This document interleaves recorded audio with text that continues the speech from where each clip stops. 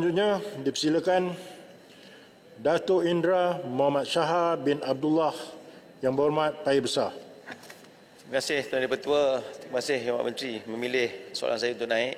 Soalan saya nombor 7. Terima kasih Yang Berhormat Tuan Yang Dipertua. Terima kasih Yang Berhormat Paya Besar. Keluasan tanah gambut dalam negara yang direkodkan oleh Jabatan Pertanian adalah sebanyak 714,156 hektar.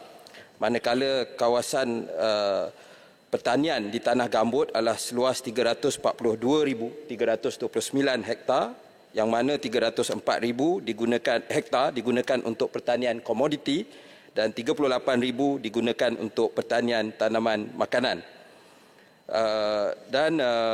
Sebanyak, kalau kita tengok daripada perspektif nasional, 8% daripada kawasan tanah di Malaysia merupakan kawasan tanah gambut dengan taburannya di Johor, Pahang, Selangor, Perak, Terengganu, Kelantan, Sabah dan Sarawak. Dan kawasan tanah gambut mempunyai kekayaan biodiversiti yang tinggi.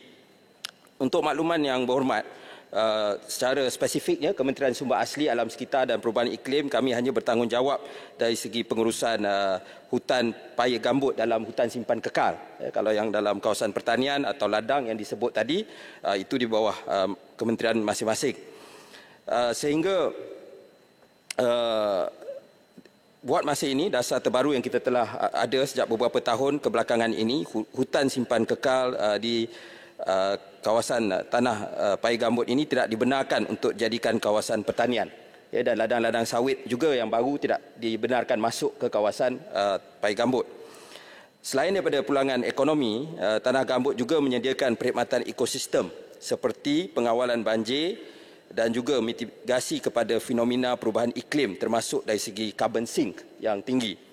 NRECC telah mengambil inisiatif dengan meneroka penggunaan teknologi dalam meningkatkan pengurusan hutan tanah gambut, memandangkan sebagaimana kita maklum, tanah gambut mudah terbakar dan boleh mengakibatkan jerebu, terutamanya pada musim kering. NRECC telah membangunkan dengan izin Forest Fire Forecasting System in Permanent Reserves untuk membantu Jabatan Perhutanan Semenanjung Malaysia, JPSM, menganalisa dan juga meramal kebakaran hutan di hutan simpan kekal. Di samping itu, beberapa kaedah terkini dan teknologi moden digunakan dalam pengurusan hutan paya gambut, termasuklah telaga tiup, menara tinjau, sekatan saliran ataupun check dam dan juga pusat pemantauan sumber hutan ataupun war room digunakan untuk memantau tanah gambut untuk mengelak daripada berlakunya kebakaran. Soalan tambahan yang berhormat. Terima kasih Yang Berhormat Menteri atas jawapan. Walaupun 8% daripada jumlah keluasan tanah di Malaysia ini adalah tanah gambut, tetapi pada pandangan saya, tanah gambut ini mesti kita lakukan pengurusan dengan baik. Persoalan yang pertama, Yang Berhormat Menteri dalam jawapan tadi ada menyatakan pelbagai agensi yang menguruskan tanah gambut. Dan bagaimanakah dasar kerajaan untuk wujudkan satu central coordination di peringkat kebangsaan supaya kita dapat uruskan tanah gambut ini sebaik mungkin. Itu yang pertama. Yang keduanya, jumlah tanah gambut 714,000 hektar yang digunakan hanya 342,000 hektar. Dan kualiti yield hasil pertanian komoditi yang menggunakan tanah gambut, adakah kajian dibuat supaya melihat kalau ada kepentingan tanah gambut terutamanya di Johor dan di Pahang ini, bukan sekadar hanya dijadikan sebagai pembakar apabila waktu panas terbakar, akhirnya hutan semua terbakar, akhirnya jerebu. Jadi kualiti tanah tersebut juga perlu ada pertikaian. Yang akhirnya Yang Berhormat, Yang Berhormat sebutkan tadi adalah biodiversity. Saya setuju kerana di bawah Paris Agreement kita telah menandatangani satu perjanjian untuk mengurangkan GHG. Cumanya bagaimana tanah gambut dapat digunakan untuk kita lakukan supaya kita dapat kurangkan climate change, dan bagaimana track dilihat supaya penyimpanan karbon dapat kita gunakan untuk yang akan datang nanti, supaya carbon market boleh juga kita melalui tanah gambut. Terima kasih Tuan Yang Berhormat Menteri.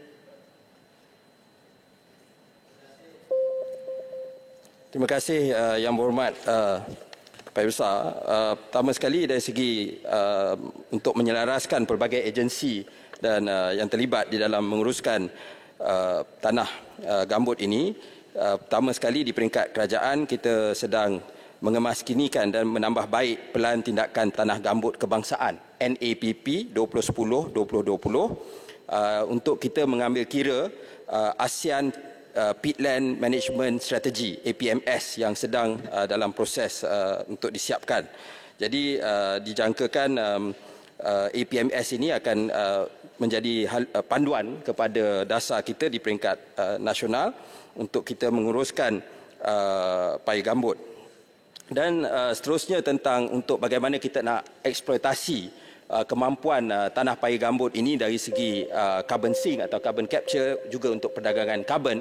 Sebenarnya kita maklum di peringkat kerajaan persekutuan banyak negeri-negeri, saya boleh namakan di Sarawak, di Sabah, di Perak, di Pahang juga, dan juga di Selangor sedang explore, ya, kerana karbon juga dilihat sebagai satu sumber negeri. Ya, cuba di peringkat kebangsaan, ya, kita nak koordinate supaya perkara ini dapat dilakukan, dapat kita hasil tersebut dapat pulangan yang kita nak. Jadi kita sedang merangka dasar karbon kebangsaan di peringkat nasional untuk menyediakan satu panduan. Ya, sebab kadang-kadang ialah bila bercerita tentang carbon trading dan sebagainya, cerita dia indah. Ya, tapi bila go into the details, cost untuk nak buat dasar-dasar untuk memastikan karbon itu berkualiti sangat tinggi. Ya, jadi kita nak memastikan tidak ada kerajaan negeri termasuk dalam kesilapan tersebut. Jadi kita akan ada dasar karbon kebangsaan untuk membantu perdagangan karbon di peringkat negeri. Terima kasih, Pak Menteri. Tambahan kementerian. Soalan tambahan. Terima kasih. Terima kasih atas jawapan yang Menteri. Kementerian. Pertama sekali kita lihat bahawa kawasan tanah gambut ini ialah kawasan sentiasa sekitar tahap 1 dan dia merupakan kawasan yang perlu dikawal. Kita dah kehilangan hampir 3 dekad ini lebih kurang 700,000 hektar kawasan tanah gambut kita. Persoalan saya ialah baru-baru ini kita mendengar kerajaan Selangor berhasrat untuk memansuh pewartaan hutan simpan Kuala Langat Utara dan ini mendapat tentangan daripada pelbagai pihak. Dan sekiranya hutan simpan Kuala Langat itu dimansuhkan, dia akan membebaskan lebih kurang 5.5 juta tan karbon dioksida ke atmosfera. Persoalan saya ialah apakah kerajaan berhasrat untuk wujudkan satu garis panduan pembangunan tanah gambut atau polisi yang memastikan kawasan tanah gambut ini dapat dipelihara supaya dia tidak menyumbang kepada kerosakan dan pelepasan karbon yang tinggi dalam konteks negara kita. Terima kasih.